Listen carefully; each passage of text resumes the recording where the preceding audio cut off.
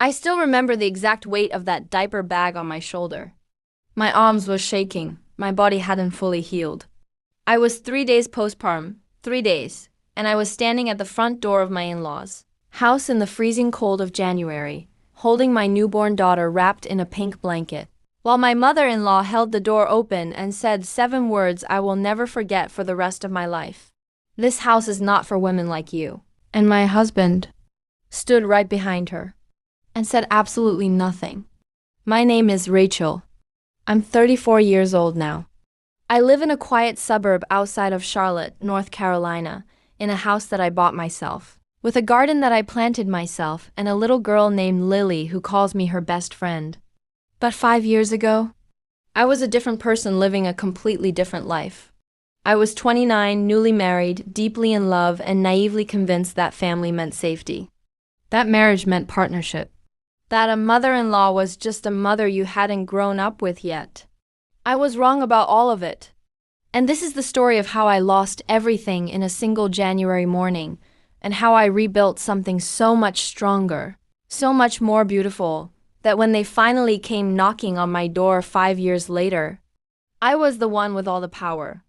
Before I go any further, I want to take a second and connect with you. If you're watching this right now, tell me in the comments where you're watching from and what time it is there.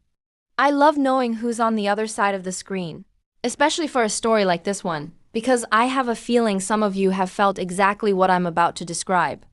Okay, let's go back to the beginning. I met Daniel at a friend's birthday party when I was 25. He was charming, well-spoken, the kind of man who remembered small details, the way you took your coffee, your favorite season, the name of your childhood dog. He made you feel like the only person in the room. And I fell for him completely. We dated for 2 years. He proposed on a Tuesday evening in the kitchen while we were making dinner, with no grand gesture, no audience, just him, on one knee, holding a ring that had belonged to his grandmother. I cried, of course I cried. But even from the very beginning, there were signs I chose not to read.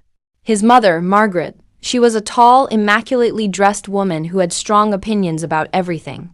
How her house should look, how holidays should be spent, how her son should live his life. She had raised Daniel alone after his father passed when Daniel was 12, and somewhere in that grief and sacrifice, she had decided that Daniel belonged to her, not just as a son, as a possession. The first time I met her, she looked me up and down, smiled tightly, and said, "Daniel has always had interesting taste." I laughed it off. I told myself she just needed time to warm up. What I didn't realize was that Margaret didn't want to warm up. She wanted to win. From the moment Daniel and I got engaged, she inserted herself into everything. The wedding venue, she didn't like my choice. The guest list, she kept adding people I had never met. The dress, she once casually mentioned that she had always imagined Daniel's wife in something more classic. When I stood my ground on the dress, she went quiet in that specific way that wasn't really quiet at all. Daniel always said, "That's just how she is. She means well." I heard that sentence so many times in our marriage that it started to feel like a door closing every single time. We got married in September. It was a beautiful day despite everything. And when I found out I was pregnant 4 months later, I genuinely believed things would change. I believed a grandchild would soften Margaret. I believed Daniel would step up. I believed we were finally going to become a real family. I was so wrong. The pregnancy was not easy. I had severe morning sickness for the first 4 months.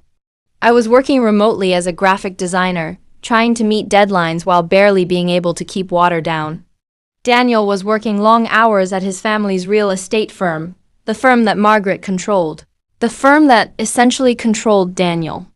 Whenever I asked him to come home early, to help, to just be present, he was always just finishing up something for his mother. There was always one more meeting, one more property, one more thing Margaret needed. And Margaret herself? She didn't offer to help. She offered opinions. She thought I was being dramatic about the morning sickness. She once told me that she had worked until her 9th month with Daniel and had never complained once. She suggested that maybe I wasn't strong enough for motherhood. She said this to my face, over a Sunday lunch, while Daniel sat beside her cutting his chicken and nodding slowly. I put my fork down that day and looked at my husband. And I waited. He said, "Mom, that's a little harsh." A little harsh. That was his defense of me. A little harsh. I drove home alone that afternoon because I told him I needed air. And I sat in a parking lot for 40 minutes trying to figure out if I was overreacting. That's what they do to you, slowly. They make you question your own perception of reality until you're sitting in a parking lot outside a grocery store, pregnant and exhausted, wondering if maybe you are the problem. But the worst was yet to come. Lily was born on a Thursday morning in January. 7 pounds 4 ounces. The most perfect, terrifying, overwhelming love I had ever felt in my life. I looked at her face and something in me permanently shifted. I was moved to a recovery room by Thursday evening. Daniel was there.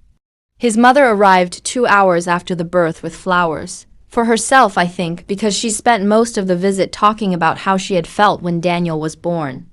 By Friday, I was exhausted but stable. By Saturday morning, the doctor said I could go home. Daniel's suggestion was that we go to his mother's house. It's bigger, he said. She can help with the baby. It makes sense. I was too tired to argue. I said fine. 1 week.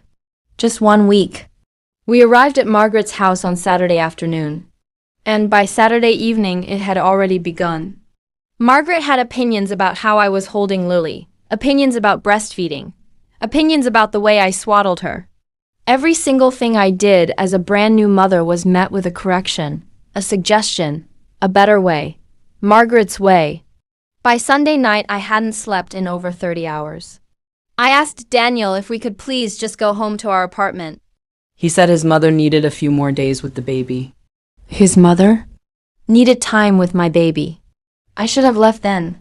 I know that now. But I was running on no sleep, raging hormones, and a desperate hope that this man I had married would eventually choose me. Monday morning, I woke up to find Margaret feeding Lily formula she had bought without asking me, while I was asleep. When I walked into the kitchen and asked why, she told me calmly, as though this was completely reasonable, that she had decided. I wasn't producing enough milk and had taken matters into her own hands. I lost my composure. For the first and only time in that house, I raised my voice. I told her that Lily was my daughter, that she had no right to make medical decisions without me, and that this was not acceptable. She looked at me with those cold, composed eyes. And then she turned to Daniel, who had walked in behind me, and she said, "Daniel, this is exactly what I warned you about. This girl is unstable. She is not the right woman for this family." And Daniel, my husband, the father of my 3-day-old child, stood there in his mother's kitchen in his socks and said, "Rachel, maybe you should take a breath." Something broke in me in that moment. Not loudly, not dramatically. It was quiet, actually, like a thread finally snapping after being pulled for too long. I looked at Daniel, really looked at him, and I understood with complete and devastating clarity that he was never going to choose me. He was never going to stand between me and his mother. He was never going to be the partner I needed him to be. And I made a decision, not out of rage, not out of tears, out of something much colder and much steadier than either of those things. I went upstairs. I picked up Lily, I changed her, dressed her, wrapped her in that pink blanket. I came back downstairs, picked up my diaper bag and my purse, and I walked toward the front door. Margaret opened it for me. "This house is not for women like you," she said. I didn't respond. I didn't cry. I didn't beg. I walked out. I drove to my mother's house 40 minutes away. She opened the door, took one look at me standing on her porch with a newborn in my arms and a bag on my shoulder, and she just stepped aside and let me in. She didn't ask questions. She made tea. She held Lily so I could sleep for 6 hours straight. When I woke up, I made 2 phone calls. The first was to a family law attorney. The second was to my bank. I am not an impulsive person by nature. I am a planner. And from that day forward, I planned everything. The attorney told me exactly what I needed to document, exactly what rights I had, and exactly what steps to take. I filed for legal separation within the week. I opened a personal bank account. I contacted every single one of my freelance clients and told them I was expanding my capacity because I needed income. And I needed it fast. Daniel called, many times. He was confused at first, then apologetic, then defensive, then finally, after Margaret had clearly spoken to him, he was cold. He told me I had overreacted. He told me his mother had only been trying to help. He told me that if I wasn't willing to respect his family, maybe this marriage wasn't going to work. I recorded every phone call. Legal in North Carolina with one-party consent. My attorney had advised me to. The divorce was finalized 8 months later. Margaret and Daniel fought for visitation rights. But here is what they hadn't considered. I had documentation of everything. The unsolicited formula feeding, the hostile comments, the text messages Daniel had sent me during the marriage telling me to handle his mother because she was getting emotional, his own words, describing his own mother's instability, used against the narrative they were now trying to build about me. The judge awarded me primary custody with structured visitation for Daniel, supervised for the first 6 months, given the circumstances. Margaret received no legal standing whatsoever. I never said a cruel word about either of them in that courtroom. I didn't need to. The evidence spoke in a voice much louder than anything I could have said. Over the next 4 years, I rebuilt my life piece by piece. I grew my freelance design business into a small agency. I hired 2 part-time employees. I bought a house, modest, warm, exactly what Lily and I needed. I planted a garden in the backyard because Lily had asked for flowers, and I decided that from that point forward, whenever my daughter asked me for something beautiful, I was going to find a way to give it to her. Daniel had visitation every other weekend. He showed up when it was convenient. He missed birthdays when Margaret's work, demanded it. Lily noticed. Children always notice. But I never poisoned her against him. I simply let his actions speak, the same way I had let mine. Margaret, from what I understood through mutual acquaintances, had begun struggling with her health. The real estate firm had hit difficulties. Daniel, without me managing the household and stabilizing his emotional world in the background, which I hadn't even realized I had been doing until I stopped, was not doing particularly well. I don't say any of that with satisfaction. I say it because karma is not something you have to arrange. It arranges itself. And then one evening in late October, almost exactly 5 years after I had walked out of that door with my newborn daughter, there was a knock at mine. I looked through the window. It was Margaret and Daniel, standing on my porch, together. Margaret looked older, smaller somehow, less like the immovable force I had spent years recovering from, and more like a tired woman carrying weight she didn't know how to put down. I opened the door. She spoke first. She said, and I want you to understand how long it must have taken her to arrive at these words.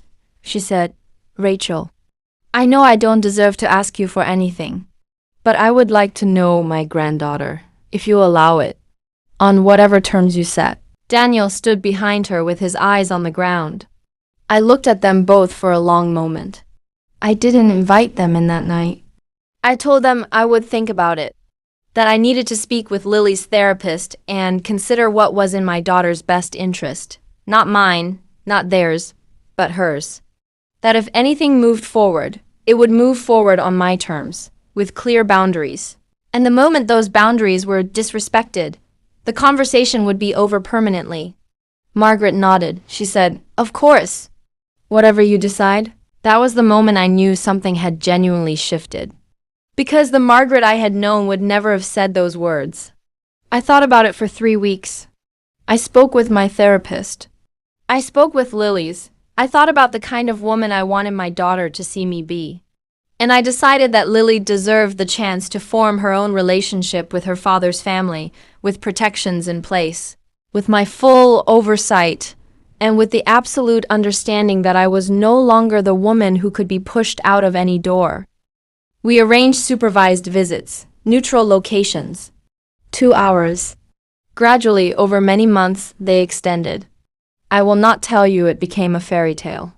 It didn't. Margaret and I will never be close. Daniel and I will never be friends. But Lily has a grandmother who now treats me with the respect I should have been shown from the beginning. Because she understands that I am the gatekeeper, and I hold every single key. The night after their first supervised visit with Lily, my daughter climbed into my lap, all 5 years old and big brown eyes, and she said, "Mama, why did that lady look at you so carefully?" I smiled. I said, "Because she's learning who I am." Lily thought about it for a second and then said, "I already know who you are. You're the strongest person in the whole world." And I held her close and thought about a woman standing on a freezing porch 3 days after giving birth, shaking, alone, with nothing but a diaper bag and her dignity. That woman didn't need anyone to rescue her. She just needed time. And she used every single second of it. If you're going through something that feels impossible right now, if you're standing at a door that someone has closed on you, if you're being told you're not enough, if you're doing everything right and still being treated wrong, I want you to hear me when I say this. Your silence is not weakness. Your patience is not failure. And the life you build on the other side of someone else's cruelty can be more beautiful than anything they could have ever given you. Hold your child. Hold your dignity. Keep walking. The door you build for yourself will always be worth more than the one they shut in your face. If this story meant something to you, don't forget to like, subscribe, and share it with someone who needs to hear it. And if you have a story of your own, leave it in the comments. I read every single one.